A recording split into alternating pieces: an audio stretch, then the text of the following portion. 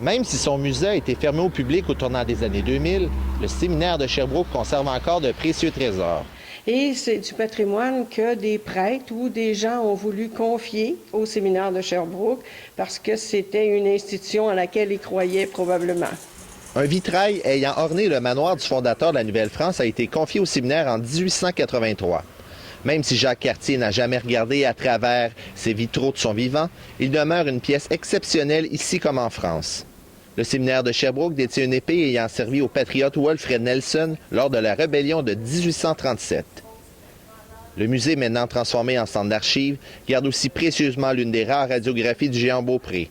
L'homme, mort en 1905, mesurait 8 pieds 2 pouces. Des projets qui pourraient avoir lieu avec le Centre de conservation du Québec, venir évaluer ces collections-là pour voir est-ce que c'est des collections qui ont une valeur monétaire importante ou une valeur d'utilisation importante ou une valeur historique importante. Ce serait peut-être la première étape et après ça, il pourrait y avoir de la diffusion de ces objets-là, soit dans d'autres lieux ou dans un lieu ici à l'intérieur du séminaire. Des collections de monnaies de partout dans le monde, des médailles, des pièces du patrimoine des cantons de l'Est, des fresques et statues religieuses et bien d'autres trésors se trouvent entre les murs de l'institution de la rue Marquette qui fêtera ses 140 ans en 2015.